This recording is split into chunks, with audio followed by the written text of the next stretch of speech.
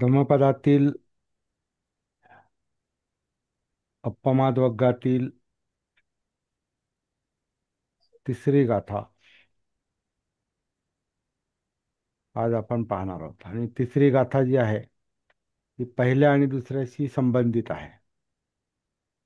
Interconnected गाथा आहेत.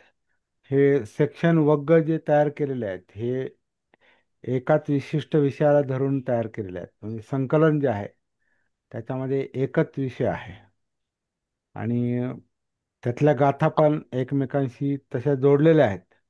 जरी त्या वेगवेगळ्या दिलेल्या असल्या तरी त्या जोडलेल्या आहेत. आता ही तिसरी जी गाथा आहे, यमकोग्गू, ते झाईनो साततिका नित्यं दळ परक्कमा फुसंती धीरा निब्बानं योगक्षेमं अनुत्तरं. तर याचा अर्थ वेगळ्या ठिकाणी वेगळा केलेला आहे. तर इथं मी जो अर्थ तुम्हाला पाठवलाय तो लाडांच्या पुस्तकातला आहे. आणि आपल्याला थोडंसं कम्पॅरेटिव्ह स्टडी पण करावं लागतं, तुलनात्मक. म्हणजे ह्यात काय म्हटलंय त्यात काय म्हटलंय. तर ते झाईनो, झाईनो म्हणजे आता इथं ध्यान करणारे असं म्हटलेलं आहे. सतत ध्यान करणारे. आता सतत ध्यान करणारे असा याचा अर्थ मला वाटत नाही. कारण पुढं काय म्हटलंय, ते झाईनो साततिका नित्यं दळ पराक्रमा, नित्य दृढ पराक्रम करतात. कशासाठी? अपमादासाठी, जागृतीसाठी, असा त्याचा अर्थ आहे. तर आणि पहिल्या पहिल्या आणि दुसऱ्या गाथेशी तो संबंधित आहे. तिसरी गाथा ही पहिल्या दुसरीशी संबंधित आहे. तर कशासाठी दृढ पराक्रम करतात? अपमादासाठी, जागृतीसाठी. आणि त्याच्यावरच त्यांचं ध्यान असतं, म्हणजे लक्ष असतं. ते नित्य ध्यान करणारे असा त्याचा अर्थ नाही. ते जागृतीसाठी नित्य पराक्रम करणारे, प्रयत्न करणारे, त्याच्यावर त्यांचं लक्ष असतं, ध्यान असतं. कारण ध्यान म्हणजे अटेन्शन आहे, लक्ष आहे. म्हणजे इकडं तिकडं त्यांचं लक्ष पांगत नाही, असा त्याचा अर्थ आहे. आणि मग पुढे काय होतं की ते असे नित्य पराक्रम करणारे लोक, दृढ पराक्रम करणारे लोक, जे निब्बाण आहे, जे बंधनातून मुक्त करणार आहे, आणि जे सर्वोत्कृष्ट आहे, अनुत्तरंग म्हणजे सर्वश्रेष्ठ, असं जे निब्बाण आहे त्याच्याशी योग, योग म्हणजे संलग्न असते, त्याच्याशी कनेक्टेड असतं. कनेक्टेड राहण्याचे असे धीर लोक किंवा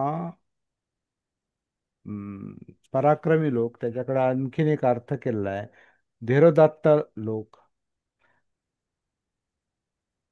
हे त्या निब्बाणाशी फुसंती म्हणजे त्याच्याशी कनेक्टेड असतात. फुसंती म्हणजे स्पर्श करणे, म्हणजे त्याच्याशी कनेक्टेड असते. आता याचा अर्थ काय झाला?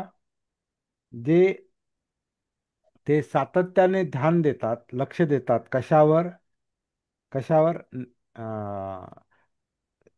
अपमादावर, जागृतीवर. आणि त्याच्यासाठी ते नित्य पराक्रम करतात. नित्य दळ, दळ म्हणजे दृढ, पराक्रम, पराक्रम करतात. आणि त्याच्यावरच त्यांचं त्याच्याशी ते फुसंती म्हणजे कनेक्टेड असतात, स्पर्श, त्याच्याशी ते कनेक्टेड असतात. आणि असे लोक धीर असतात, धीरोदात्त असतात म्हणजे संयमी असतात. आणि ते निब्बाणाशी ते कनेक्टेड असतात. जे योगक्षेम आहे म्हणजे उत्तम, सर्वोत्तम क्षेम देणार आहे, चित्ताला स्थैर्य आणि शांती देणार आहे, त्याच्याशी ते योग म्हणजे कनेक्टेड, कनेक्शन. योग म्हणजे युनियन, जोडले जाणे, असा त्याचा एक अर्थ आहे. तर शब्दांचा अर्थ, एक एक शब्दांचा अर्थ लक्षात घेऊन त्या गाथेचा अर्थ लावायचा आहे. आणि तो विषयाला धरून लावायचा आहे. बऱ्याच वेळेला आपण तो विषय जर, मुख्य विषय जर लक्षात आला नाही तर मग ते थोडंसं मोगम भाषांतर केलं जातं. सतत ध्यान करणारे असा त्याचा अर्थ नाही. सातत्याने लक्ष देणारे कशावर? जो विषय, मुख्य विषय चाललाय कोणता? अप्पमादाचा, जागृतीचा, सतीचा, त्याच्यावर त्यांचं लक्ष असतं. त्याच्यासाठी ते प्रयत्न करतात, असा त्याचा अर्थ माझ्या दृष्टीने आहे. आणि मग ते निर्वाण प्राप्त करू शकतात. असे धीर लोक निर्वाण, कारण निर्वाणाशी योग म्हणजे कनेक्टेड असतात, म्हणून ते निर्वाण प्राप्त करू शकतात, करतात. असा या एकूण गाथेचा अर्थ आहे. आता खूप बरेच मुद्दे आहेत. पहिली गोष्ट, अं, मी जो परत परत मुद्दा लक्षात आणून देत असतो तो म्हणजे ध्यान आणि सती, म्हणजे अटेन्शन, लक्ष देणं आणि जागृत असणं, ह्याच्यामध्ये फरक आहे. जर आपण जागृती ही एखाद्या मोठ्या प्रकाशासारखी आहे. जागृतीचा प्रकाश म्हणतो ना, जागृतीचा अग्नी म्हणजे प्रकाश पण आहे तो. तर जागृतीच्या प्रकाशामध्ये आपल्याला ज्या ज्या गोष्टी दिसतात, त्यातली योग्य कोणती, अयोग्य कोणती, हे जेव्हा आपल्याला दिसतं तेव्हा आपण योग्य गोष्टीवर लक्ष देतो, जे करायचं त्याच्यावर लक्ष देतो. अशा अर्थाने ध्यानाचा अर्थ घेतला पाहिजे. नाही तर ध्यान हे, अजागृत माणूस पण ध्यान करतो, भानावर नसलेला पण ध्यान करतो, तृष्णा पण ध्यान करते, लोभ पण ध्यान करतो, द्वेष पण ध्यान करतो, चांगली माणसं पण ध्यान करतात, वाईट माणसं पण ध्यान करतात, चांगलं मन पण ध्यान करतं, वाईट मन पण ध्यान करतं, चोर पण ध्यान करतो. त्याला जे करायचंय तो त्याच्यावर त्याचं ध्यान असतं, लक्ष असतं. एखादी समजा त्याला रॉबरी करायची असेल, बँक लुटायची असेल, तर आता हे कसं प्लॅन करू मी, कसं जाऊ, काय काय हत्यारं वापरू, काय काय साधनं वापरू, कोणत्या वेळेत जाऊ, कोणती वेळ आपल्याला योग्य आहे चोरी करण्यासाठी, तर त्याचं ध्यान त्याच्यावर असतं. तर ते एक मनाचं लक्षण आहे. परंतु भान ज्याला म्हणतात, जागृती ज्याला म्हणतात, सती ज्याला म्हणतात, अप्पमाद ज्याला म्हणतात,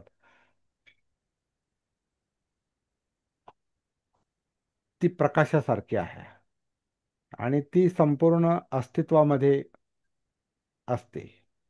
जागृती जी असते, अप्पमाद जो असतो तो संपूर्ण अस्तित्वामध्ये असतो. म्हणजे आपली काया, वेदना, चित्त, मनोधम, या संपूर्ण मनोकायिक अस्तित्वामध्ये आपल्याला सतीचा अंतर्भाव करता येतो. सती सतीचा प्रादुर्भाव झाला पाहिजे, सती त्याच्याशी एकरूप झाली पाहिजे.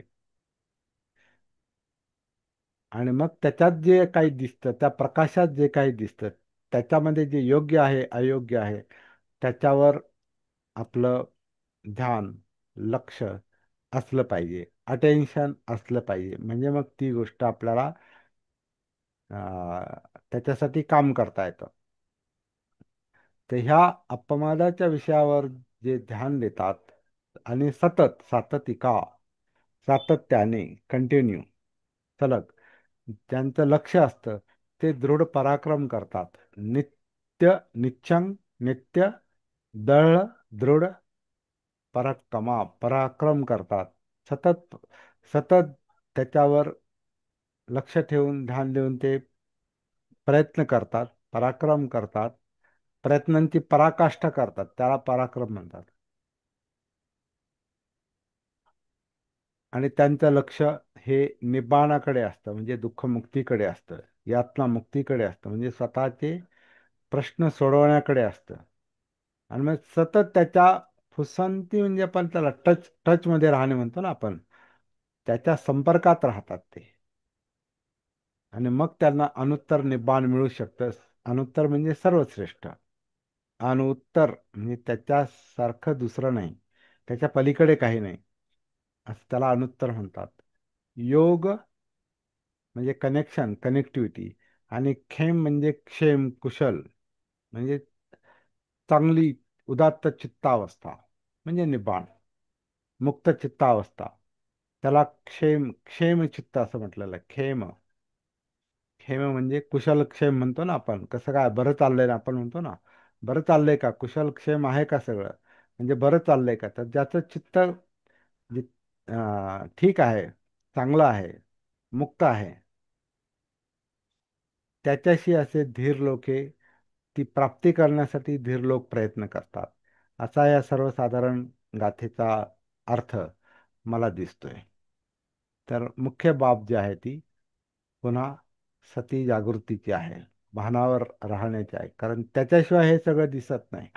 आधी दिसलं पाहिजे, म्हणून जागृतीचा प्रकाश स्पष्ट पाहिजे. जागृतीचा प्रकाश जितका स्पष्ट, तितकं आपल्याला योग्य काय अयोग्य काय हे स्पष्ट दिसतं. सार असार आपल्याला स्पष्ट दिसतो. आणि ज्याच्यात सार आहे, जी गोष्ट करणं योग्य आहे, त्याच्याकडे मग अटेन्शन देण्याची गरज असते. त्याच्यावर मनाचं ध्यान पाहिजे, लक्ष पाहिजे. म्हणजे प्रयत्न. प्रयत्न कधी असतात, जर लक्ष असेल तर. लक्ष नसेल तर माणूस योग्य प्रयत्न करत नाही. लक्ष नाही याचा अर्थ चित्त पांगलेलं आहे, विस्कळीत आहे. मन विस्कळीत आहेत, विचार विस्कळीत आहेत. तिथं लक्ष देता येत नाही. तर ते विस्कळीतपणा कमी करायचा असेल तर त्या सगळ्या चित्ताचं, मनाचं आपल्याला भान पाहिजे. त्याच्यावर जागृतीचा प्रकाश असला पाहिजे, असं एकूण ह्या गाथेचा अर्थ मला जाणवतो.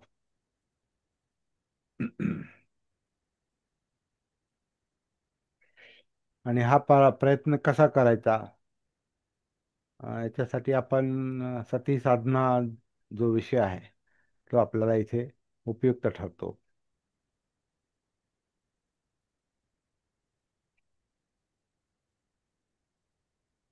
आपण सगळेजण त्याच्यासाठी आधी तयारी करणं गरजेचं आहे. कारण हा फक्त आपण शब्दांचा अभ्यास करत नाही. धम्मपदाच्या प्रत्येक गाथेचा आपल्याला आपल्या जीवनात उपयोग करून घेता आला पाहिजे. आणि तो कसा करून घ्यायचा, याच्यासाठी ती गाथा समजली तर पाहिजेच, परंतु प्रत्यक्षात कसं उतरवायचं आणि त्याचा आपल्याला लाभ कसा होईल, योग्य लाभ कसा होईल, त्याच्याकडे आपलं लक्ष पाहिजे. त्याच्यासाठी प्रयत्न केले पाहिजे. नाहीतर मग आपण काय करतो, फक्त अभ्यासाच्या नावानं आपण, किंवा ध्यानाच्या नावाने, किंवा इतर गोष्टीच्या कर्मकांडाच्या नावाने आपण टाइमपास करतो, आपण वेळ घालवतो. आपल्याला वेळ नाही घालवायचा, आपल्याला वेळेचा सदुपयोग करून घ्यायचा आहे.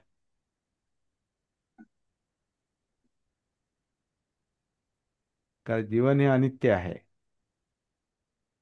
आणि योग्य वेळी योग्य गोष्टी होणं फार महत्वाचं आहे. त्याचं भान आलं पाहिजे, त्याची सती आली पाहिजे. आणि जिथं भान नसतं, जिथं सती नसते, तिथं माणूस टाइमपास करतो. कारण त्याचं चित्त जे आहे, त्याच्यातल्या ज्या इच्छा आकांक्षा आहे, त्याच्यात काही वाटलं, ही अमुक एक इच्छा झाली का ते करायचं लगेच.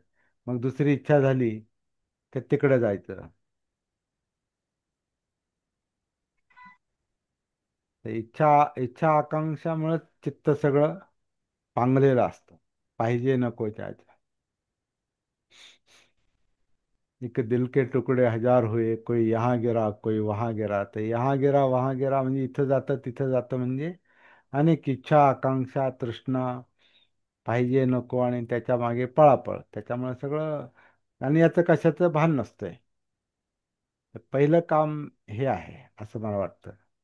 म्हणून बुद्धांचं जे अंतिम संदेश आहे तो लक्षात ठेवावा लागतो. अप्पमादेन संपादेत, जागृतीपूर्वक प्रयत्न करा. प्रयत्न करा, पण जागृतीपूर्वक प्रयत्न करा. फार महत्वाचा शब्द आहे तो. फक्त ध्यान करत बसा असं नाही म्हटलं. ते ध्यान करायला पण जागृती पाहिजे. जागृती नसेल तर मग ते, जसं मगाशी म्हटलं की, वाईट प्रवृत्तीची माणसं ती पण ध्यान करतात. ध्यान कोणी करतं? ध्यान हे मनाचं एक लक्षण आहे. बगळा पण ध्यान करतो.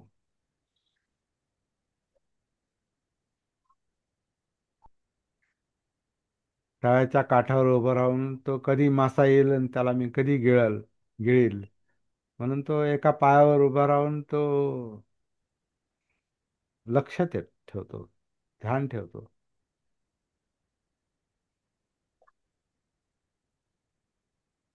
किंवा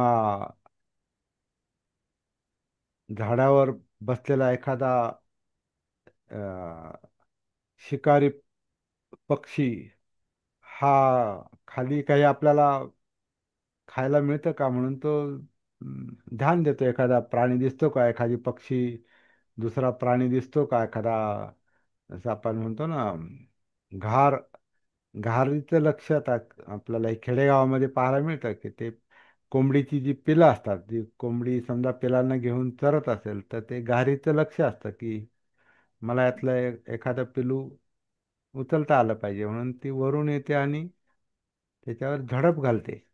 तर तिथे तिचं ते ध्यान आहे.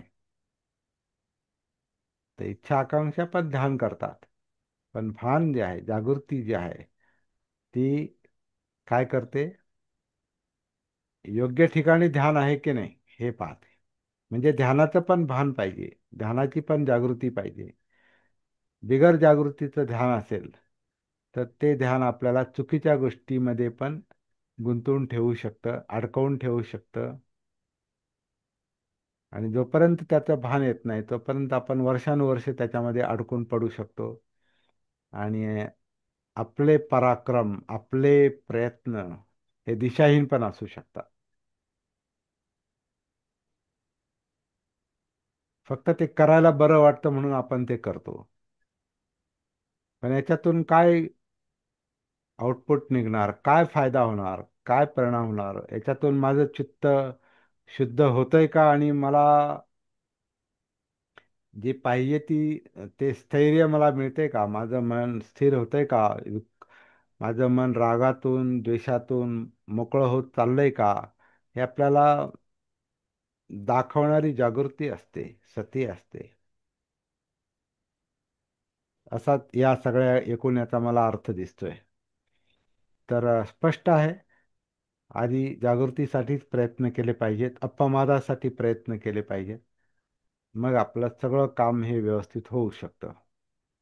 म्हणून जगण्याचं, जीवनाचं भान आलं पाहिजे, कायेचं, वाणीचं, मनाचं भान आलं पाहिजे.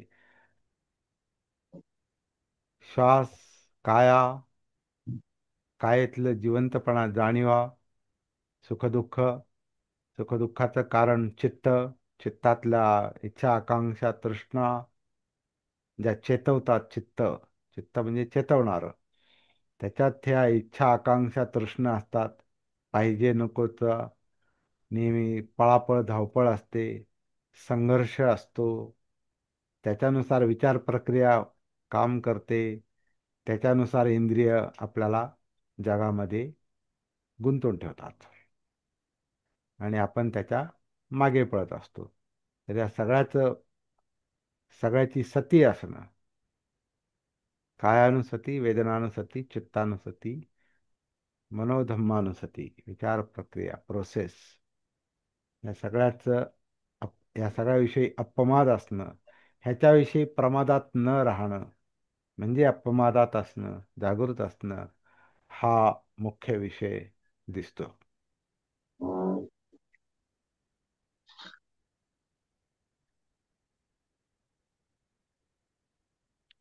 आणि हे स्वतःमध्ये करायचं काम आहे. हे जे धम्मापर्यंत, मनोधम्मांपर्यंत पोहोचण्याचं जे काम आहे, हे कायेमध्ये करायचं काम आहे. धम्मं कायेन पश्यति, कायेत उतरतो आणि कायेच्या आधारे तो चित्त, वेदना, चित्त आणि मनोधम्मांपर्यंत पोहोचतो. तो सरळ मार्ग आहे तो. प्रॅक्टिकली ते कसं करायचं हाच महत्वाचा मुद्दा आहे. माझ्या दृष्टीनं म्हणजे मला जे काही लक्षात आलंय, सापडलंय, तर आनापानसती ही पोटातून केली पाहिजे. कारण आनापानच्या निमित्तानं जी मुवमेंट होते, हालचाल होते, आकुंचन प्रसरण होतं, आन अपान, हे जे कायेमध्ये चालतं सातत्यानं जन्मापासून, तोच आपल्याशी कनेक्ट होण्याचा मुद्दा आहे. कायशी कनेक्ट होण्याचा मुद्दा आहे. जिवंतपणाशी कनेक्ट होण्याचा मुद्दा आहे. हे आपल्याला परत परत लक्षात घ्यावं लागतं. ती गोष्ट विसरायची नाही. ती गोष्ट जर विसरली, मुख्य गोष्ट विसरली किंवा बाकीच्या गोष्टींना काय अर्थ नाही राहत. सार विसरला, प्रमुख गोष्ट विसरली की कशासाठी हे सगळं करायचं तेच नाही लक्षात आलं, तर बाकीचे मग आपला फुकट वेळ जाणार, शक्ती जाणार.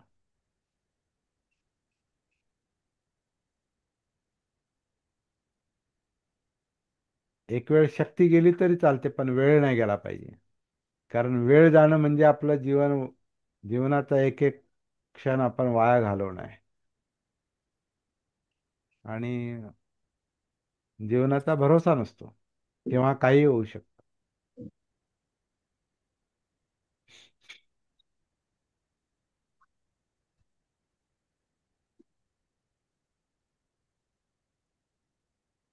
त्या धबधबा असतो ना, धबधबा, त्या धबधब्याच्या वरून ते पाणी पडतं आणि त्याचा अ, पाणी पडताना जो आवाज येतो ना, दगडावर पडताना खाली असा, आणि एक्सप्रेस हायवेने धावणारी गाडी, त्याचा सतत घरघर आवाज चालतो. असलं काहीतरी सध्या माझ्या कानात चालू आहे. रात्री हम्म. मला ते जास्तच जाणवलं ते. हम्म. ते काही होऊ शकतं. म्हणजे माझं लक्ष वेधून घेणारी गोष्ट आहे ती. तुमच्याशी मी बोलतोय पण माझं लक्ष वेधून घेतलं जातं आणि प्रत्येक शब्दामागं ते आघात मला कानात जाणवतं सगळे. म्हणजे ते आवाज, धबधब्याच्या पाणी पडल्यासारखा आवाज, आणि ते सातत्यानं म्हणजे एक्सप्रेस हायवेवर धावणारी गाडी, असलं काहीतरी चाललंय ते.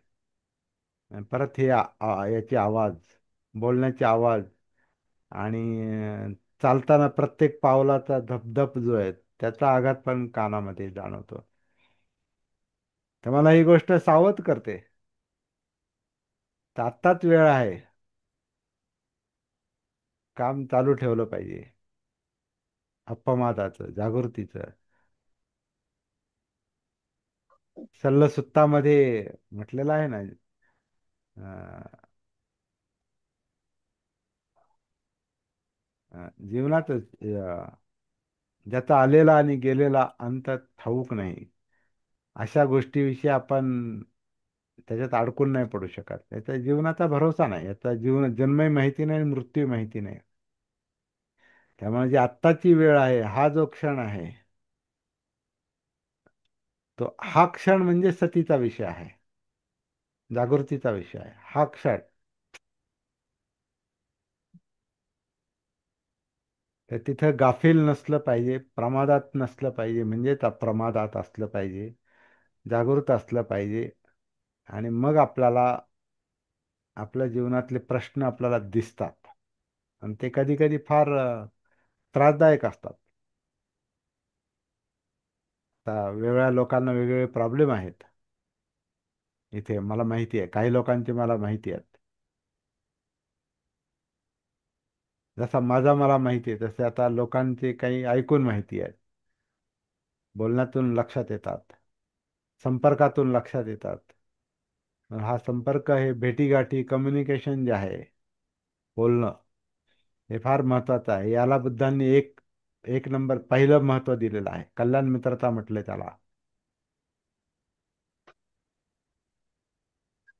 आपण जसं स्वतःच्या संपर्कात राहतो तसं इतरांच्या संपर्कात राहून जीवन समजून घेतलं पाहिजे, लोकांना समजून घेतलं पाहिजे, लोकांचे प्रश्न काय ते लक्षात घेतले पाहिजेत.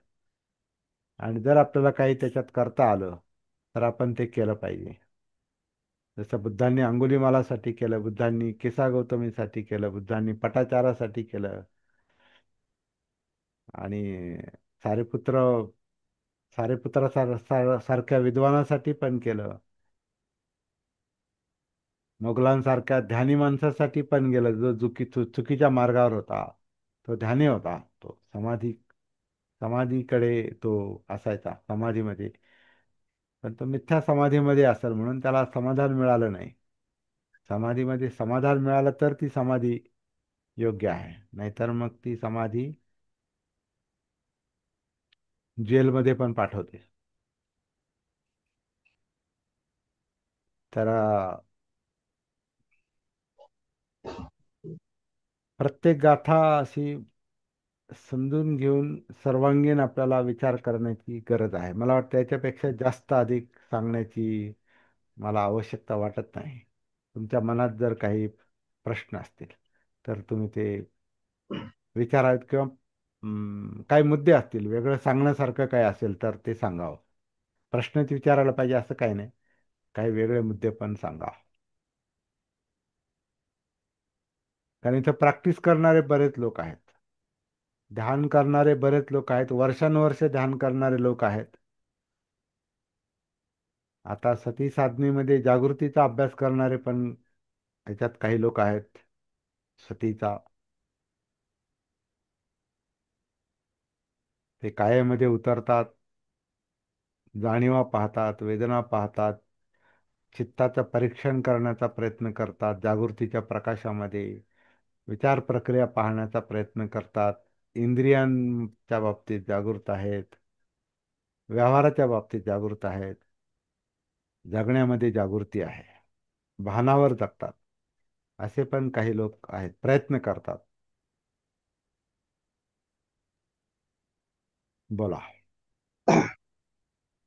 सर, कालच्या सत्रामध्ये हम्म. मला वाटते पूर्ण दिवस तुमच्या कानातला आवाज चालू होता काही काय? चालू होतात. हो का? पण अरे वा. ते मला जरा जास्त जाणवते. ते आता मला असं मधून मधून यायचा पूर्वी, हा आधी. हा. आता कंटिन्यू चालू आहे.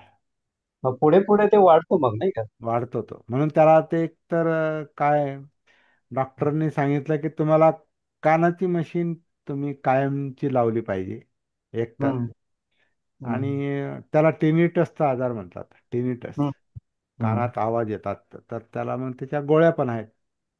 त्या गोळ्या हम्म. घ्याव्या लागतात, पण त्या गोळ्यांनी तात्पुरता फरक पडतो. त्या गोळ्या मी अजून सुरू पण केल्या नाही, आज आणाव्याच लागतील मला. हा, जास्त आहे. नाही, जास्त पण ते गोळ्या काय? घेणं मी पसंत हा. करत नाही. हम्म कारण कोणत्याही गोळ्या जास्त घेतल्या की मग त्याचे दुसरे साईड इफेक्ट होतात. हम्म.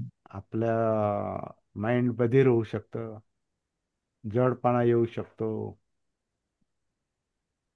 नाही, त्याचा उपयोग झाला तर चांगलंच आहे. नाही, ते थांबलं घ्यावंच तर. लागेल. आता एवढं जर वाढत चाललंय म्हटलं मग ते मला घ्यावंच लागेल.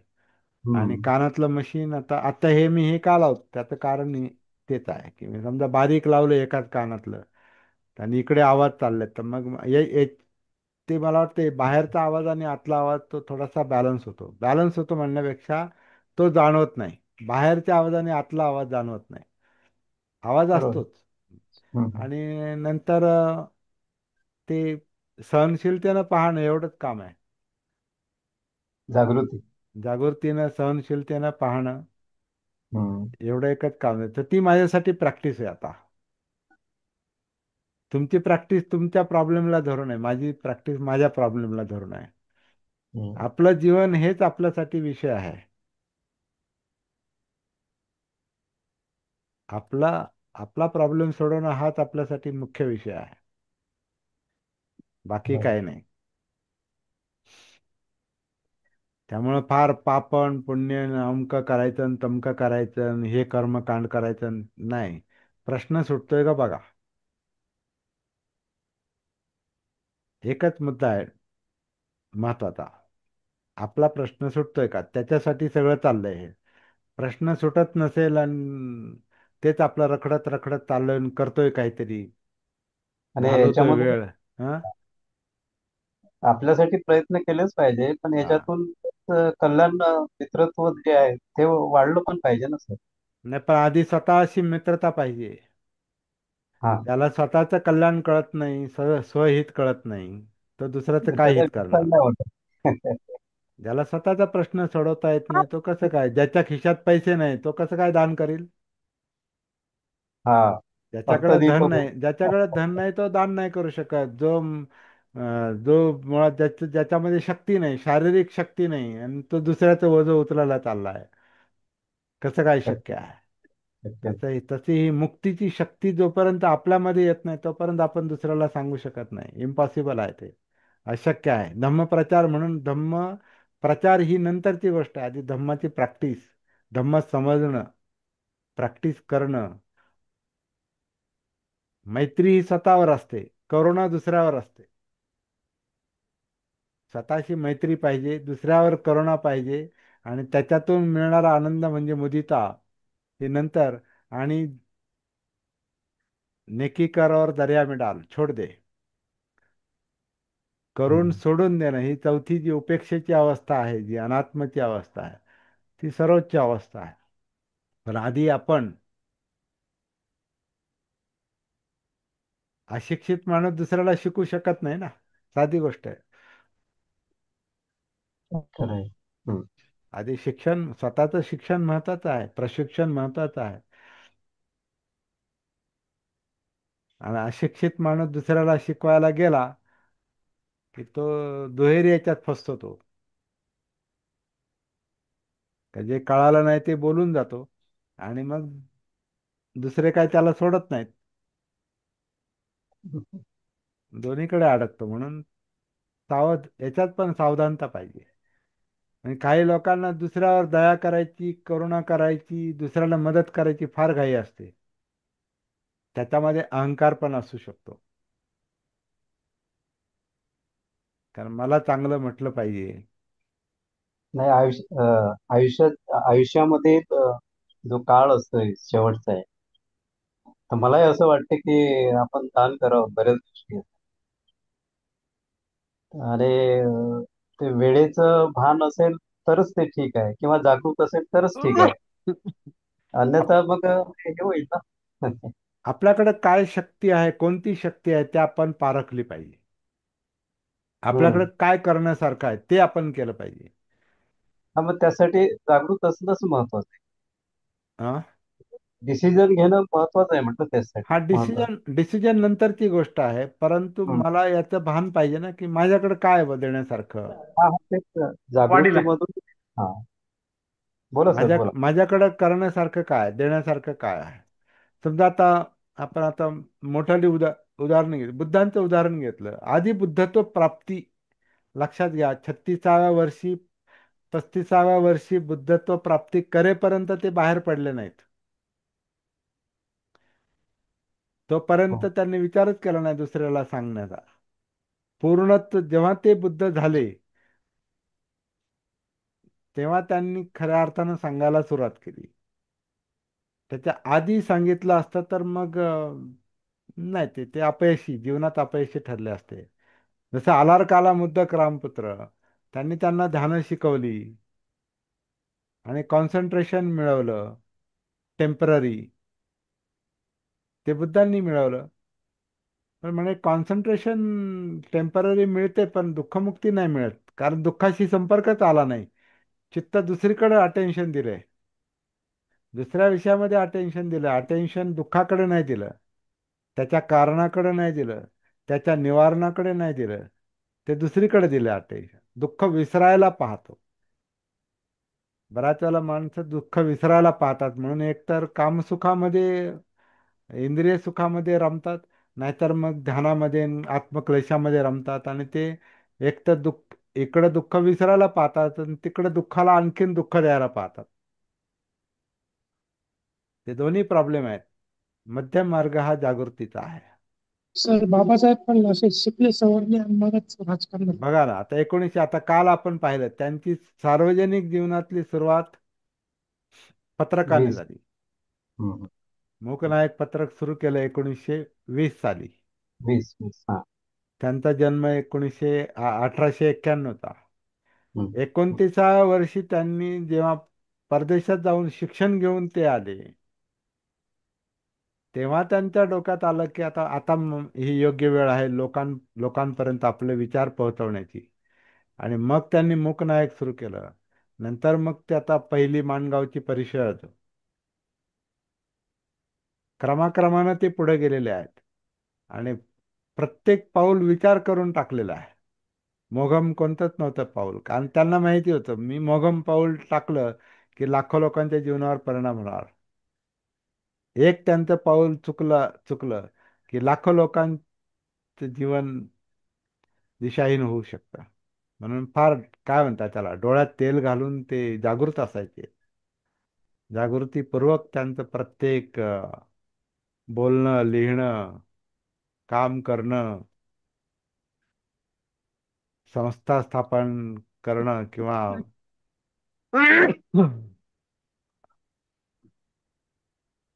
फार मोठी गोष्ट. तयारी, आधी तयारी, काही तयारी केली पाहिजे. जसं आता तुमच्या आता डीएड झाला तर तो 7वी पर्यंत शिकू शकतो, है ना.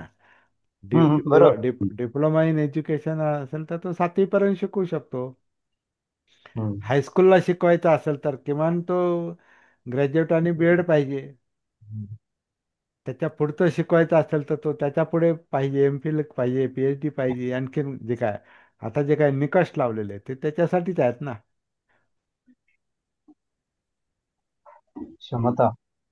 हा, आधी क्षमता मिळवली पाहिजे, सामर्थ्य मिळवा, बाबासाहेब म्हणायच्या आधी सामर्थ्य मिळवा, मग बाकीचं काम. त्यामुळं दुसऱ्यांना मदत करायची, मोगम घाई करायची नाही. दुसऱ्यांना आपण गाळात जाणार आणि दुसऱ्यालाही गाळात नेणार. गाळात गेलेला माणूस गाळातून वर काढू शकत नाही, किंवा पोहता न येणारा माणूस दुसऱ्याला पाण्यातून वाचू शकत नाही. तोही बुडणार आणि त्यालाही बुडवणार. ही फार नाजूक गोष्ट आहे. त्यामुळे सावधगिरीनं काम केलं पाहिजे. थोडं करा, पण जेवढं येतं तेवढंच करा. हा फार मोठा धोक्याचा इशारा बुद्धांनी पण दिलेला आहे. Half knowledge is always dangerous म्हटलेलं आहे ना. अधजल गगरी छलकत जाय. हम्म, बनतेजी बोला.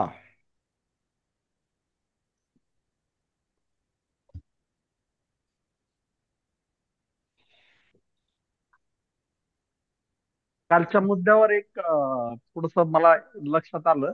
हो, काल हो, तुमच्याच सांगण्यात आलं, हो, बाबासाहेबांनी सार्वजनिक जीवनाची सुरुवात हो, 20व्या वर्षी केली, हो. 29व्या वर्षी केली ना. हा, हा, वयाच्या एकोणवीसशे 29व्या वर्षी, एक 1920 साली. एक हा. 1920 साली. हो. आणि त्यांनी जे आपलं धम्मचक्र प्रवर्तन, हम्म. जे कालचा दिवस, तो पण बरोबर 36व्या वर्षी होतोय. बरोबर आहे का सर? तो अच्छा, असं आहे काय? म्हणजे 36व्या वर्षी होतं. इकडे भगवान बुद्ध 29व्या वर्षी घर सोडतात. हो, ते त्यांच्या कार्याची सुरुवात करतात. हो. ते ते पुढे फार जाऊन ते साम्य आहे, फार 36. साम्य आहे. बरोबर आहे, बरोबर आहे, बरोबर. खूप खूप साम्य आहे सर, एकदम. बाबासाहेब स्वतःच म्हटलेलं, माझ्या जीवनात आणि बुद्धांच्या जीवनात काही गोष्टींचं साम्य आहे. मला मी काल विषय देता देता एकदम अचानक माझ्या लक्षात आलं, हम्म, आणि मी तो समोर बोलून मोकळा झालो. म्हटलं हम्म, बाबासाहेब आणि भगवान बुद्धांच्या जीवनामध्ये हे हम्म. इतकं साम्य आहे. हो, बाबासाहेबांनी सुद्धा 29व्या वर्षी सुरुवात केली. भगवान बुद्धांनी म्हणजे सिद्धार्थांनी 29व्या वर्षी ग्रहत्याग केला हो, आणि ते त्या जीवनामध्ये उतरले. हो, बाबासाहेब सुद्धा नंतर 21 वर्ष थांबले, आणि हो, बरोबर 36व्या वर्षी त्यांनी लोकांना म्हणजे तिकडनं काढलं, दुःखातून बाहेर काढलं, आणि इकडं त्यांना घेण्याचा प्रयत्न केला. हा कालचा माझा थोडासा म्हणजे दिवसभराच्या प्रॅक्टिसचा तो परिणाम. विषय झाला सर. वाह. तो परिणाम झाला की दिवसभर आपण काय पाहिलं आणि काय बघितलं, कसं ऐकलं. को इन्सिडन्स, खतरनाक को इन्सिडन्स. को कोइन्सिडन्स. इन्सिडेंट म्हणण्यापेक्षा जो साम्य एकदम परिपूर्ण साम्य आहे एकदम. बरोबर.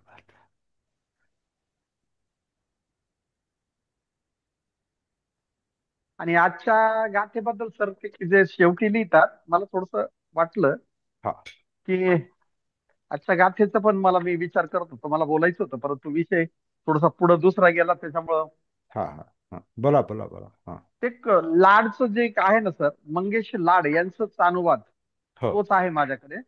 हो. आणि तोच मंगेश पाठवला लाडचा मी, अनुवाद आहे. आपल्या ग्रुपवर तोच हो, पाठवलाय. हा. हो. तर ते शेवटी जे सांगतात ना, जे ध्यान करणारे, ध्यानरत, सतत परिश्रम करणारे, दृढनिश्चयी, पराक्रमी, धीर निर्वाण पावतात, जे निर्वाण बंधनातून मुक्त होतात.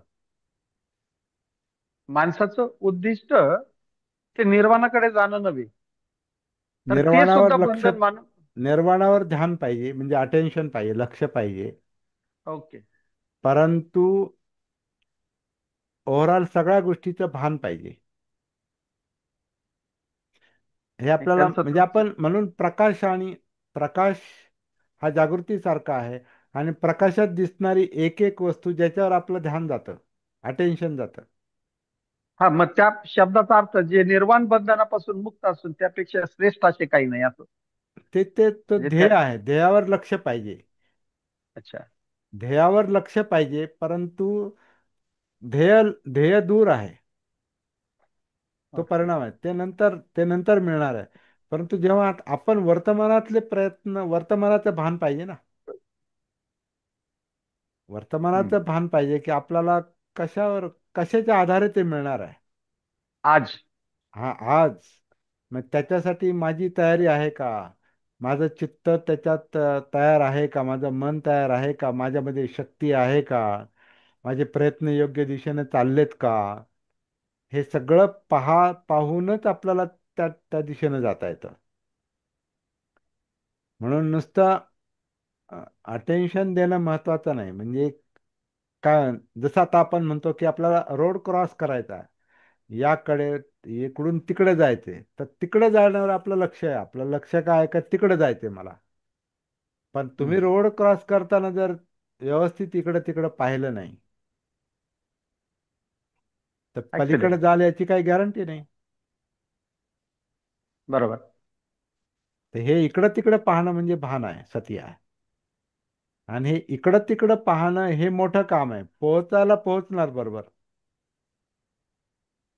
ती महत्वाची गोष्ट नाही. परिणामाची चिंता करायची गरज नाही. प्रयत्नांवर फोकस पाहिजे. परिणाम मिळणारच आहे. म्हणजे परीक्षा मी कशी पास होईल याचा विचार करण्याची गरज नाही, अभ्यास करण्याची गरज आहे आत्ता. Yes, yes, yes. ह्या वेळेचा उपयोग जर व्यवस्थित केला, या क्षणाचा उपयोग व्यवस्थित केला, या वेळेचा उपयोग व्यवस्थित केला, आणि त्याच्यात म्हणजे अभ्यास केला आणि योग्य अभ्यास केला, बरोबर. चित्त इकडं तिकडं गेलं नाही, मन स्थिर आहे, तर तुम्ही पास होणारच आहात ना. पण कधी पास होईल आणि कसं किती कसे मला जास्त मार्क मिळतील, आणि मग त्याच्यासाठी किती नाही, प्रयत्न केले त्यावर डिपेंड. ते प्रयत्न मग म्हणतो "नाही, आता मला आता कोण कॉपी करायला कोण मदत करेल मला? अरे माझा नंबर अशा ठिकाणी आला पाहिजे का, माझा मित्र जरा शेजारी पाहिजे, मग मी त्याला खुणवील आणि मग विचारेल, मग कॉपी करायला मला मदत करायला मग मी पास होईल."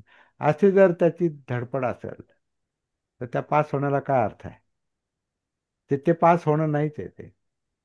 म्हणजे चुकीच्या ठिकाणी चुकीच्या गोष्टीवर फोकस केला, यश मिळू शकतं, पण ते अर्धवट यश पण असतं. ते नसल्यासारखंच आहे ते.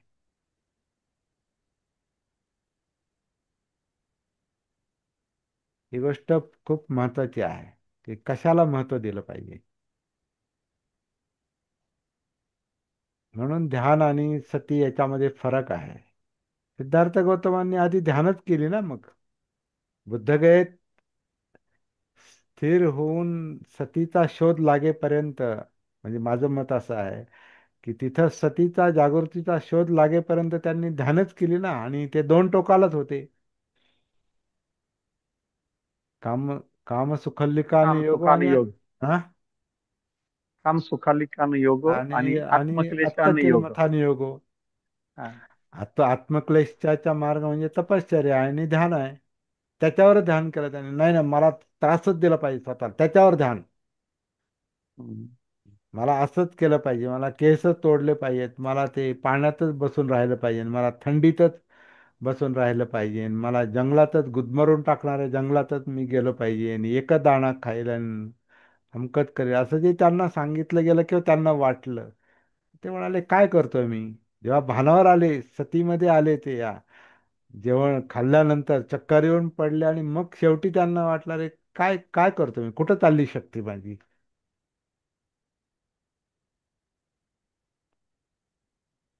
हा मुद्दा आपल्याला लक्षात घेतला पाहिजे. म्हणजे हे सावधगिरीचं काम आहे. सावधानतेने करण्याचं काम आहे. म्हणून जागृती महत्वाची आहे, सती महत्वाची आहे.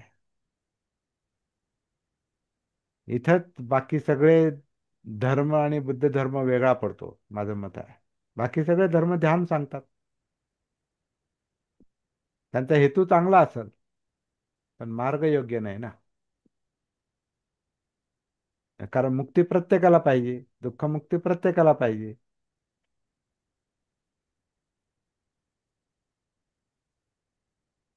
आपल्याला काय आजार झाला तर त्याला डॉक्टर योग्य शोधला पाहिजे ना. डॉक्टर अनेक आहेत, आणि डॉक्टरनी ठरवलं पाहिजे मला हे जमल का, तर दुसरीकडे रिकमेंड केलं पाहिजे. नाहीतर बसलाय घोळ घालत, आणि कारण त्यातून पैसे मिळतात, मरू द्या पेशंट. असे पण प्रवृत्तीचे डॉक्टर आहेत. पण पेशंटनी ते ठरवलं पाहिजे की मला कोणाला दाखवलं पाहिजे, मी कोणाकडे गेलं पाहिजे, किंवा मी काय केलं पाहिजे. त्याला पेशंटला भान पाहिजे. म्हणून जनजागृती जो विषय आहे ना, तो याच्यासाठीच आहे बाबासाहेबांचा पण. लोकांना जाग करा, लोक समजून घेतील काय करायचं ते. आवश्यक तिथं त्यांचं गायडन्स, पण लोकांची शक्ती मुक्त करून ती चळवळीमध्ये येणं, ती शक्ती, हे काम त्यांनी आधी केलेलं आहे. म्हणून जनजागृती. शंकरराव खरातांचे शब्द मला ते काल मी पहिल्यांदाच एवढं बारकाईने वाचलं मी ते पुस्तक, अनेक वर्ष घरात पडून आहे. ते काय कोणत्या गोष्टीची वेळ येण्याची थोडी वाट बघावीच लागते. बोला.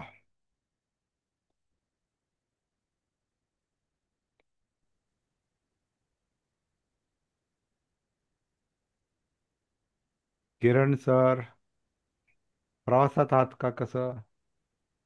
अशोक, बोला बोला बोला. आधी म- स्वतः मध्ये भानावर गॅप, येणं. मध्ये गॅप, ज्यांना बोलायचं ना त्यांनी मध्ये गॅप ठेवू नका फार मोठा. बोलायचं तर सुरुवात करा, दुसरं कोणी बोलत असेल तर थांबा, पण बोलायचं असेल ना तर मग लवकर सुरुवात करा. बोला. हा. तर आधी स्वतः भानावर येणं गरजेचं आहे, हो. नंतरच पुढचं काम होऊ शकतं. जसं की बाबासाहेब बुद्धांना बी, त्यांना बी आधी प्राप्त झाल्यानंतर त्यांना लोकांपतर गेले. बाबासाहेबांतेच जसं तुम्ही म्हटलात की बँकेमध्ये बॅलन्स असलं ते दुसऱ्याला पैसे देऊ शकते. तहच कार्य आहे, आधी स्वतः नंतर इतर. अच्छा. किंवा जेवढे जेवढे पैसे असतील तेवढं दान देऊ शकतो असं म्हणा. जेवढं आपल्याकडे असतं तेवढंच आपण देऊ शकतो. म्हणून आधी जे काय असेल, ज्ञान असो, धन असो, शक्ती असो, कमावण्याकडे थोडंसं पाहिलं पाहिजे आधी. बरोबर. आणि आवश्यक काय ते कमावलं पाहिजे, आवश्यक ते. आणि आपली क्षमता पण पाहावी लागते. जे करता येण्यासारखं तेच आपण करू शकतो. म्हणजे फाजील आत्मविश्वास पण काही कामाचा नाही, मोघम आत्मविश्वास काही कामाचा नाही. मगाशी तुम्ही जे म्हटले ते, आधी करुणा आपण दुसऱ्यावर करायची, बघ आधी आपण स्वतः करुणा नाही, स्वतःवर कसं मैत्री असते. मैत्री. हा. ते क्रमच आहे ना, तो मैत्री, करुणा, मुदिता, उपेक्षा, हा क्रमच आहे. चार चार अ, ब्रह्मविहार म्हटलंय त्याला, किंवा चार पॉझिटिव्ह विधायक मानसिक अवस्था आहेत त्या. तर त्याच्यात त्याच्यात क्रम आहे. मैत्री मैत्री मैत्री ही, हॅलो, मै कोणाचा, मला वाटतं एक मिनिट, कोणातरी, एक मिनिट हा. मैत्री जी आहे, मस्के सरांचं. हा मस्कित, हा. मैत्री जी आहे, हा हा मी म्हणतो, म्हणजे तसे चारही गुण माणसाच्या अंतरंगातलेच आहेत. परंतु मैत्रीची सुरुवात आधी स्वतःपासून झाली पाहिजे. मीच मला व्हॅल्यू देत नाही, मीच माझी किंमत करत नाही, मलाच माझ्याविषयी संवेदनशीलता नाही, माझं चित्त कसं आहे आणि माझं मन कसं आहे, मी काय कृती करतो, वाचिक कृती आणि कायिक कृती काय करतो, ह्याच्याकडेच माझं लक्ष नाही. आणि माझ्या माझ्या यातनांचीच मला जाणीव नाही, माझ्या दुःखाची मला जाणीव नाही, आणि त्याच्यातून त्यात ती जाणीव नसल्यामुळे मला त्यातून बाहेर कसं पडायचं हेच कळत नाही. मला राग येतो आणि मी दुसऱ्याला शांतता शिकवायला गेलो. मी विस्कळीत आहे आणि दुसऱ्याला मी स्थिरता शिकवायला गेलो. शक्यच नाही ना ते. साधी व्यावहारिक गोष्ट आहे, मी म्हणतो काय फार मोठा आहे त्याला डोकं पाहिजे असा काय भाग नाही. म्हणजे आधी आधी स्वतःचं सामर्थ्य मिळवा हे जे, आता परत बाबासाहेबांची एक एक संदेश त्यांचा इतका महत्वाचा आहे. आधी सामर्थ्य मिळवा, उठून सुटून लढायला नका जाऊ. उठला आणि लढायला चाललाय नाही, आधी सामर्थ्य मिळवा. आधी बघा काय आपल्याकडं आर्थिक सामर्थ्य आहे का, आपल्याकडं सामाजिक सामर्थ्य आहे का, आपल्याकडं राजकीय सामर्थ्य आहे का, आणि सगळ्यात महत्वाचं म्हणजे आपल्याकडं मानसिक सामर्थ्य आहे का, मनोबल आहे का. ती त्यांची भाषा जी आहे ती फार अनेक क्रमाक्रमाने आहे ती. तसं मैत्री, करुणा, मुदिता, उपेक्षा जे आहे ना, हे क्रमाक्रमाने करायची काम आहेत. तर मैत्री आधी स्वतःशी पाहिजे, तरच मला दुसऱ्याबद्दलची आत्मीयता राहते. कारण काय म्हणतात ना, स्वतःवरून जग बघावं, अशी एक म्हण आहे ना. स्वतःवरून जग बघावं. मला जर यातनांचा, दुःखाचा एवढा त्रास होतो, तर दुसऱ्याला होणार नाही का, हे याचं भान येतं सतीमुळे, जागृतीमुळे. मग ती मैत्री हे दुसऱ्याबाबत आपल्याला संवेदनशील बनवते, विचार करायला लावते. आणि जेव्हा दुसरा दुःखात असेल तेव्हा त्याला मदत करण्याची जी इच्छा आहे ना, त्याला करुणा म्हटलेला आहे. मैत्री जेव्हा दुःखांच्या यातनांच्या मैत्री जेव्हा दुःख यातना पाहते तेव्हा ती मदतीला धावते, त्याला करुणा म्हटलेला आहे. आणि ते करून झाल्यानंतर एक आनंद मिळतो. कारण चांगलं सत्कर्म केला की माणसाला आनंद मिळतो, आपोआपच मिळतो तो, की चांगलं काम केलं आपण, आपल्या हातून चांगलं काम झालं, त्याला समाधान मिळतं, त्याला आनंद होतो. तर त्याला मुदिता म्हटलेला आहे. मोद होतो, त्याला आनंद होतो.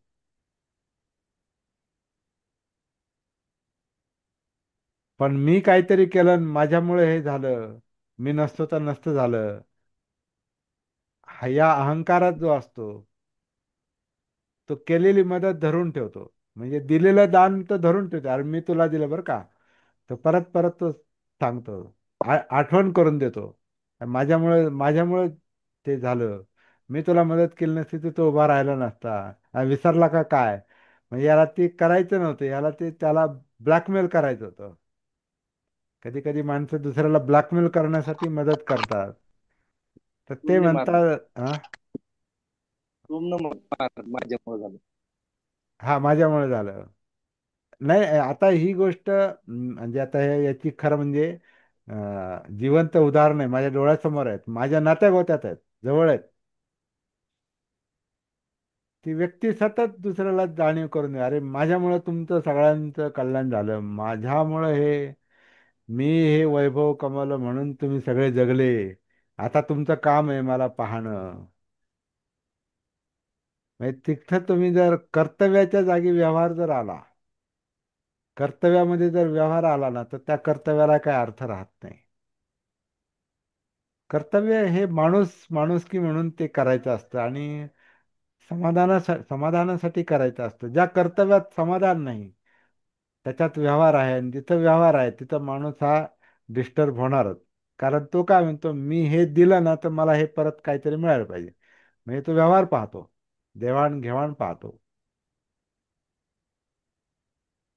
तर व्यवहाराच्या जागी व्यवहार, आणि तो थोडा पाहिला तर ठीक आहे, पण तिथं व्यवहारात म्हणजे माणसानं त्याच्यात अडकून पडूच नाही, एक एक टक्का पण अडकून पडू नये असं माझं मत आहे. अर्धा टक्का पण नाही.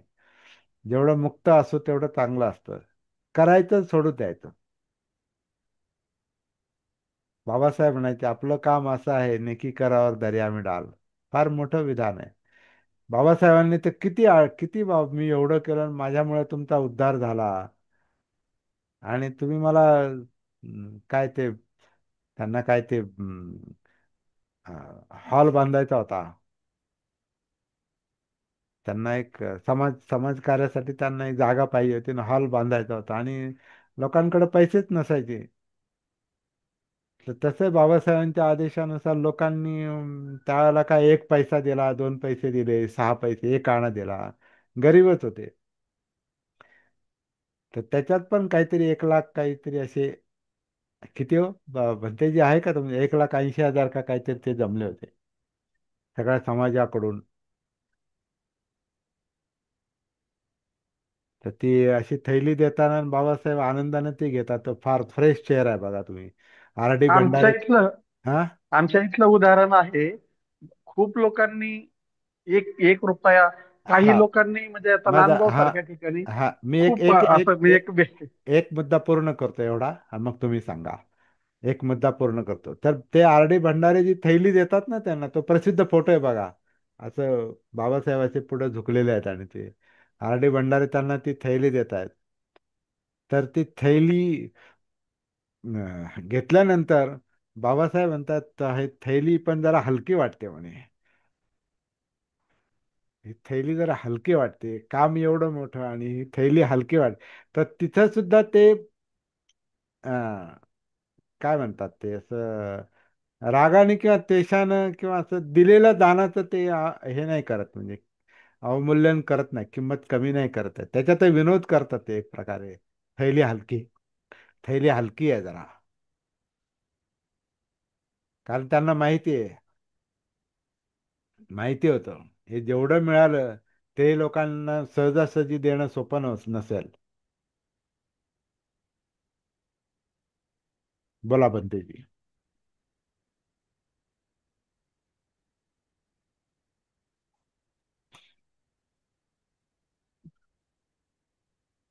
बनतेजी बोला. आमच्या इथे सुद्धा बोर्डिंगचं काम झालं ना, त्यावेळेस सुद्धा बाबासाहेबांना काय 50 पैसे, 1 रुपया असं दान आलेलं आहे. पूर्ण लिस्ट आलेली आहे ती. हो. आता जो मुद्दा गाजतोय प्रेरणाभूमी म्हणून डिक्लेअर करण्याचा, त्यामध्ये बाबासाहेबांना ते बोर्डिंग बांधण्यासाठी त्यांनी दिलं. परंतु बाबासाहेब याच्यासाठी नाराज नव्हते. बाबासाहेबांनी ते एकदम योग्य ठिकाणी तेवढ्या ह्याच्यात त्यांनी काम केलेलं आहे. तिथे खूप चांगलं काम झालेलं आहे. मुद्दा तो याचा आला हो. की हो. त्यांना दान करत असताना म्हणजे प्रत्येकाची कॅपॅसिटी किती असेल आणि तो किती करू शकतो, हा खरा मुद्दा आला. असे आपले बरेच लोक आहे का त्यांनी म्हणजे त्यांना 1 रुपया सुद्धा पूर्ण नव्हता त्यांच्याकडे, त्यांनी ते दान केलेलं आहे. हो. त्याची लिस्ट पाहिली मी बरं का. बर. मला हा ते हा, नाही नाही, मागच्या वेळेला मी आलो आमच्या होतो ना, मला ती लिस्ट आमच्या दिलेली त्या शेजारला. बोर्डिंगची लिस्ट, 4 आणे, 4 आणे, 8 आणे अशी काही. हो, हो, खूप.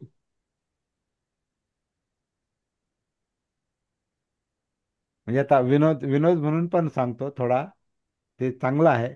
लोकांनी त्याला जेवढं आहे तेवढं, जेवढं आपल्याकडे आहे तेवढं दिलं ही चांगली गोष्ट आहे. परंतु आता काही लोकांनी त्याचं हे पण केलं बघा, माझं नाव आहे त्याच्यात, माझ्या वडिलांचं नाव आहे.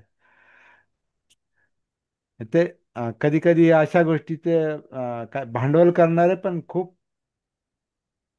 लोक आजही आहेत. बरेच वर्ष ते, आणि अशा लोकांमुळे कधी कधी ते काम पुढे जात नाही. कर्तव्य म्हणून करा, सोडून द्या. मोजमाप नका करत बसू. त्याच्यातून समाधान नाही मिळणार, देण्याचं समाधान नाही मिळत. म्हणून हा जो आहे ना, सत्काय दृष्टी, हा मी फार डेंजर आहे. मी हा भ्रम आहे. आपणच खरं म्हणजे इतरांच्या दानावर आपण वाढतो. इतरांच्या योगदानातून आपण वाढत असतो. आपल्याला जन्म देणारी आपली आई, काय त्याचं मोल आहे? वाढवणारा बाप, काय त्याचा मोल आहे? ज्या ज्या याच्यामध्ये आपण जन्म घेतो, हॉस्पिटलमध्ये असं, नाही तर आपल्या गावाकडं कुणी गावातली कुणी असेल आया वगैरे, किंवा म्हाताऱ्या बायका पुढे पूर्वी बाळंतपण करायच्या, तर त्यांचं पण योगदान आहे त्याच्यामध्ये. त्यांची पण सेवा आहे. आपण कुठं स्वतःहून आलो, स्वतःहून वाढलो, स्वतःहून जगतो, स्वतः काही नाही, स्वतः काही नाही, सगळं कोणाच्या तरी योगदानातून आणि धनातूनच आपण हे होतो, कोणाच्या तरी मदतीतून आपण वाढतो. कोणीतरी आपल्याला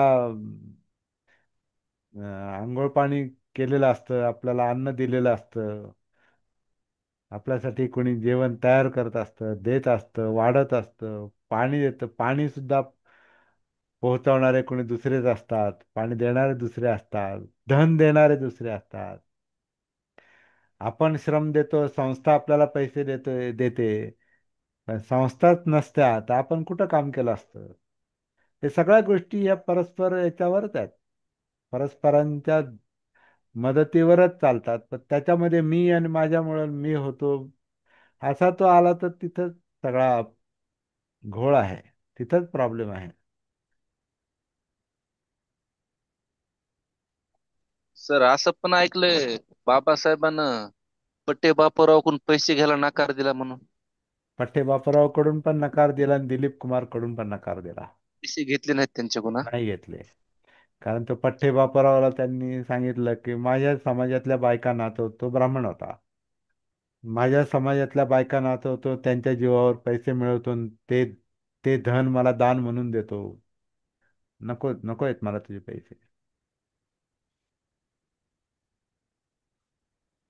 हे दा आता त्यांच्या संस्थांची नावं बघा: Siddharth College, Milind College, People's Education Society, जे काही अंतर्गत जी काही त्यांची शाळा कॉलेज आहेत, बोर्डिंग आहेत, त्यांना असं आहे. नावं त्यांनी कोणत्या व्यापाऱ्याची दिली नाहीत किंवा कोणत्या दानदात्याची त्यांनी नावं दिली नाहीत.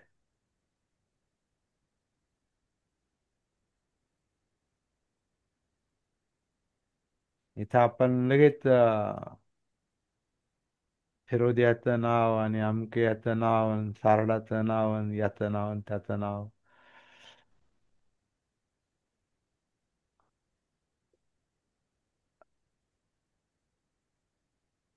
ते देणारे ते नावासाठी देत असतात. तर त्यांचं एक कर्म चांगलं आहे का ते देतात, पण दुसरं कर्म त्यांचं समाधान हिरावून घेणार आहे, ते म्हणजे माझं नाव लावा. तर देण्यामध्ये घेणं नसलं पाहिजे. मग ते दान आहे, त्याला दान म्हणतात. दान म्हणजे देणं आहे. देण्यात जर घेणं असेल तर दान कुठं राहतं? एकातून एक वजा झाला की शून्य राहतो, दहातून दहा वजा झाले की शून्य राहतो. तर समाधानाची बेरीज झाली पाहिजे. चला, बरेच मुद्दे एकातून एक दुसरे तिसरे निर्माण होत आहेत. जय भीम सर. जय भीम. एक मला सांगायचं होतं की आमचे आपले एक भंतेजी आहेत, ज्ञानरक्षित भंतेजी. हो. ते दानासंबंधी एक उदाहरण देतात की एक मनुष्य म्हणे मी गेलो विहारात विहारात गेलो, तर फॅन वगैरे चालू होते मस्त आणि प्रवचन चालू होतं. आणि एक मनुष्य आला आणि सगळे बटन खटखट खटखट सगळे बटन बंद केले आणि मग ते फॅन बंद झाले. आणि मग तो म्हटला की हे फॅन चालू करायचे नाही, याच्यावरती मी हे दान दिलेले आहे आणि याच्यावर माझं नाव आहे. तर फॅन चालू केले तर मग माझं नाव दिसते तिथं, चालू केले तर माझं नाव दिसत नाही, म्हणून ते फॅन बंद ठेवा म्हणे आणि मग पहा म्हणे माझं नाव. म्हणजे किती त्यामध्ये तृष्णा आहे त्या दान देण्यामध्ये सुद्धा. मी दिलेलं आहे हे समजावं म्हणून त्याचा उपयोग पण करायचा अहंकार आहे. नाही असं.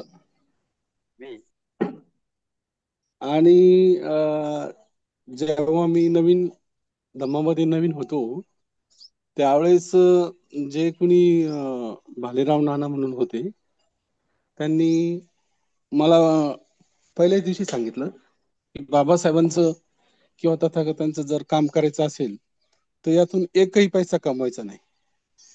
कारण की एक जरी पैसा कमवला, 1 रुपया जरी तुम्ही कमवला त्यातून, तर ते त्याला त्याला रुपये खर्च करावा लागेल किंवा म्हणजे 100 पटीने तुम्हाला खर्च येईल. म्हणून निस्वार्थ भावनेने अं, हे धम्मकार्य करायचं आहे. आणि जर स्वार्थी भावनेने धम्मकार्य केलं तर ते पुढे जाणार नाही. कारण की बाबासाहेबांनी खूप निस्वार्थीपणाने ही चळवळ किंवा धम्म आपल्याला दिलेला आहे. म्हणून निस्वार्थी भावनेने दान करायचं आणि मग या दानातूनच आपण धम्मकार्य करायचं, असं म्हटलंय तिथे. बरोबर. ते मग मी लक्षात ठेवलं आणि त्यानुसारच मग धम्मकार्य करतो किंवा धम्मदान देतो असं, किंवा आर्थिक दान देतो. मला वाटतं एक सोपी गोष्ट आहे की आपण देतो कशासाठी,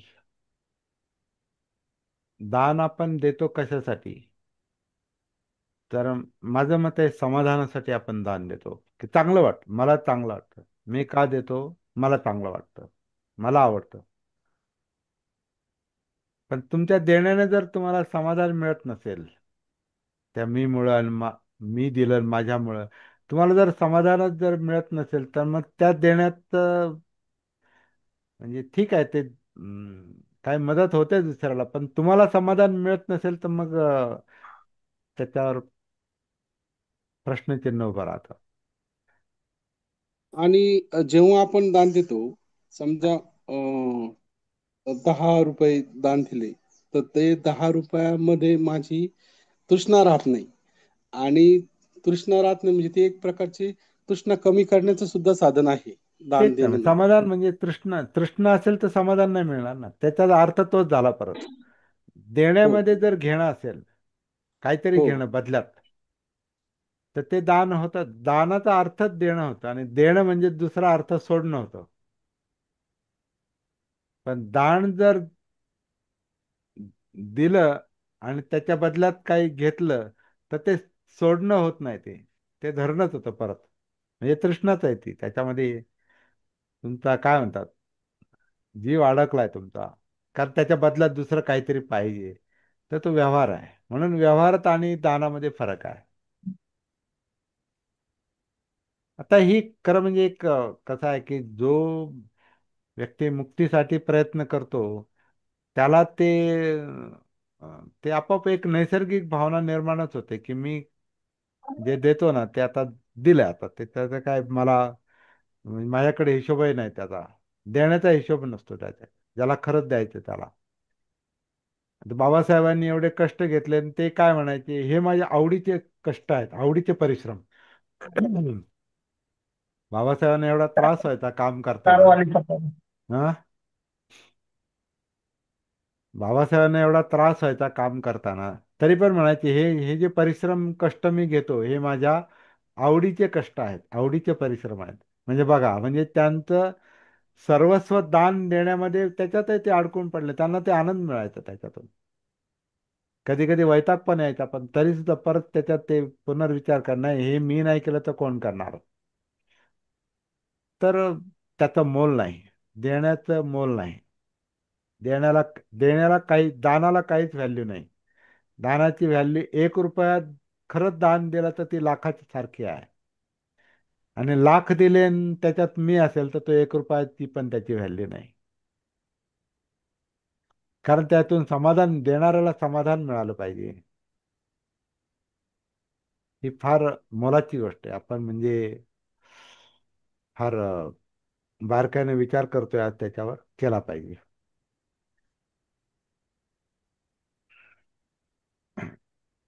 तर थांबायचं का?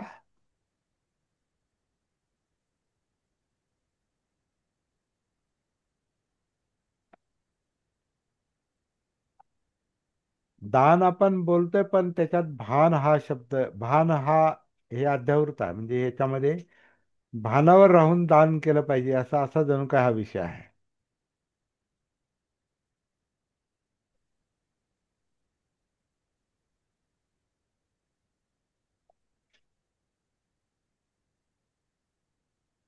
बोला.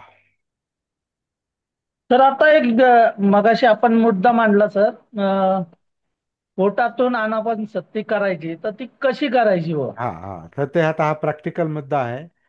तर थोडस आता अं, बऱ्याच वेळा सांगितलं, मी परत सांगतो.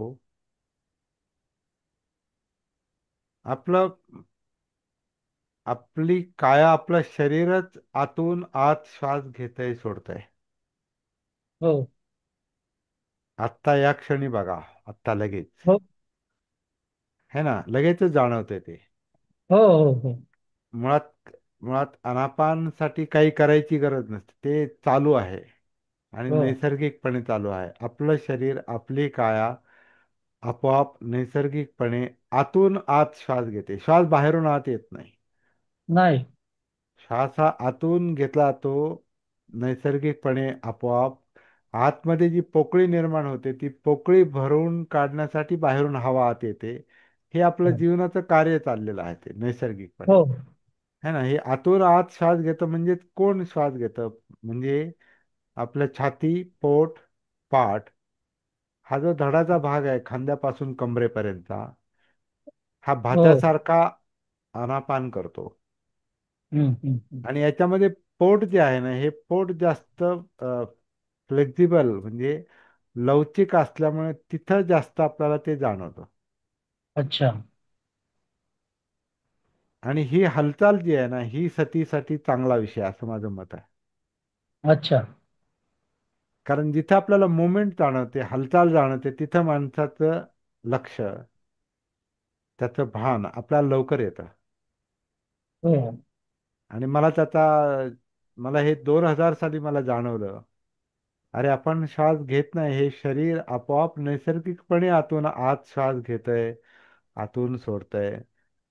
तर मला लगेचच तो पॉइंट सापडल्यासारखं झालं मला. अच्छा. हा, आणि अजून त्याच्यामध्ये बारकाईनं काम करता करता तुम्हाला समजा लक्षात येत नसेल, तर समजा आपली जी नाभी आहे, नाभीच्या तिथं किंवा त्याच्या खाली जिथं जास्त हालचाल आपल्याला जाणवते, हम्म.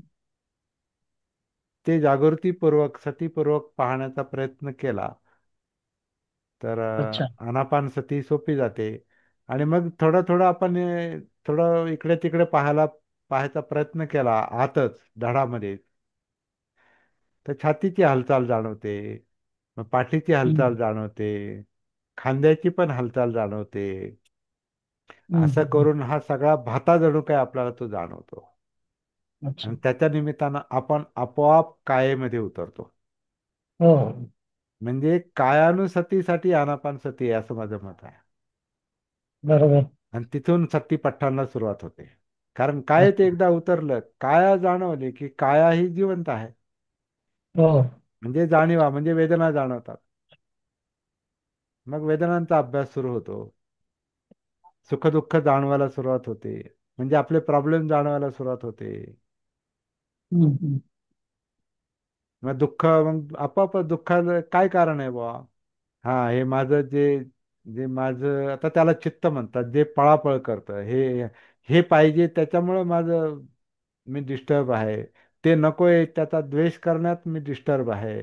म्हणजे पाहिजे नको म्हणजेच लोभ द्वेष, ह्याच्यामुळे सुखदुःख निर्माण होतात. जे पाहिजे ते मिळालं की जरा सुख मिळतं, नाही मिळालं की दुःख होतं. जे हम्म. नाही पाहिजे तेच झालं तर दुःख होतं. जे जे नाही पाहिजे त्याच्यासारखं थोडं झालं तर मग मला बरं वाटतं. म्हणजे सुखदुःखाचं कारण हे लोभ द्वेष आहेत. हे आपापच लक्षात येतं. तिथलं तिथंच काम आहे, सगळं जागेवरच. हो म्हणजे हो सती सर. म्हणजे सतीपठ्ठांमध्ये आपण आनापानच्या निमित्तानं कायेत उतरतो. कायेमध्ये उतरल्यावर जाणीवा, म्हणजे वेदना जाणवतात. वेदना हम्म. म्हणजे सुखदुःख आहेत, किंवा सुखदुःख विरहित वेदना असतात, न्यूट्रल असुखदुःख वेदना आपण ज्याला म्हणतो ते. सुखदुःखाचं कारण चित्त, म्हणजे आपल्या चित्ताची, भावनांची धावपळ, इमोशन्स, ते आपल्याला जाणवतात. आणि आपलं विचार, मन जे विचार करतं डोक्यामध्ये, ते ह्याला धरूनच करतं ना. जे पाहिजे त्याच्या मागं कसं जायचं, कसं मिळवायचं, त्याच्यासाठी काय करायचं, हे जे विचार चालतात, हे त्या भावनांना धरूनच चालतात.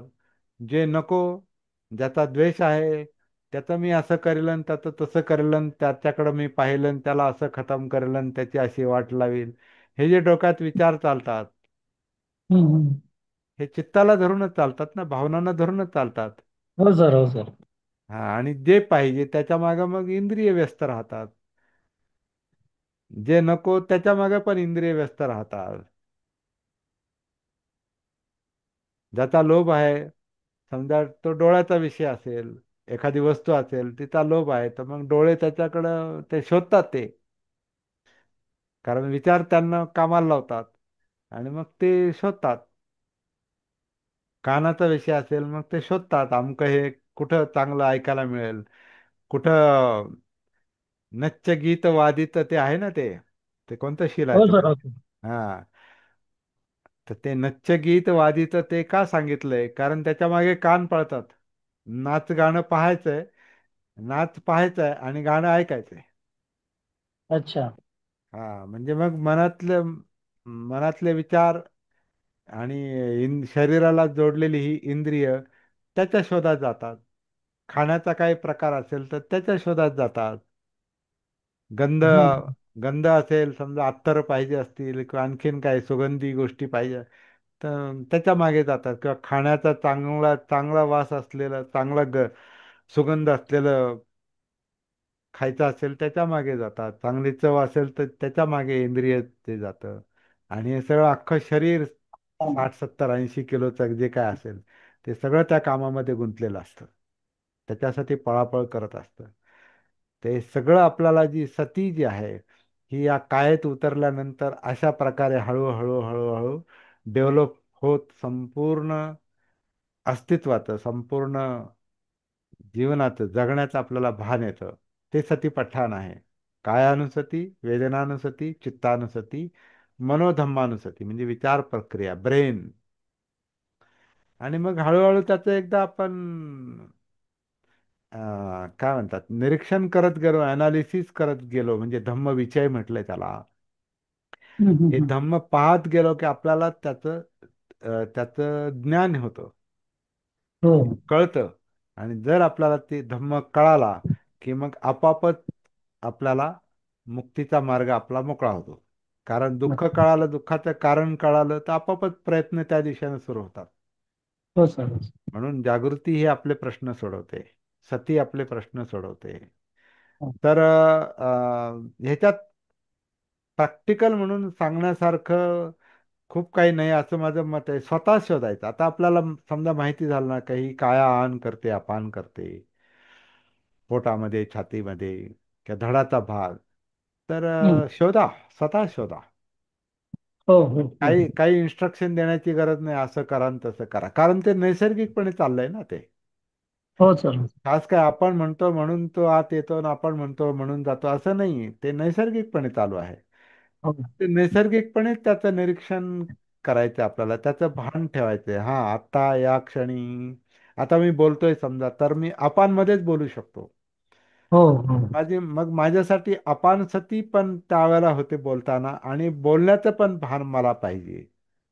म्हणजे हो सर. वाणीची पण सती, ती वाणी हा कायेचा भाग आहे. हम्म, आता हम्म. जीभ जीभ वगैरे सगळं जे काही हालचाल चालू आहे ओठांची किंवा गालांची किंवा फुफ्फुसांची, हा कायेचा भाग आहे. म्हणजे तो कायाने सतीमध्ये येतो तो मुद्दा. अच्छा.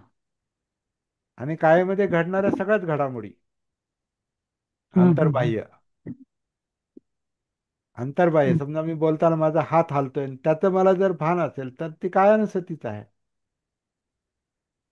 हम्म, हम्म. म्हणजे असं असं ते काम पुढे जाते. आणि त्याच्यासाठी काहीच असं हे नाही, मला वाटतं कोणाच्या इन्स्ट्रक्शनची पण गरज नाही. असं नाही, करा नाही. आणि तसं करा, काही गरज, जे ऑलरेडी सगळं चालू आहे तेच पाहायचंय. हो.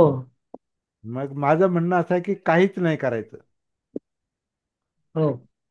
सगळं ऑलरेडी चालू आहे हम्म, हम्म. आता या क्षणी. हो सर, हो सर. जिथं तुम्ही इन्स्ट्रक्शनची वाट पाहता तिथं कृत्रिमता येते.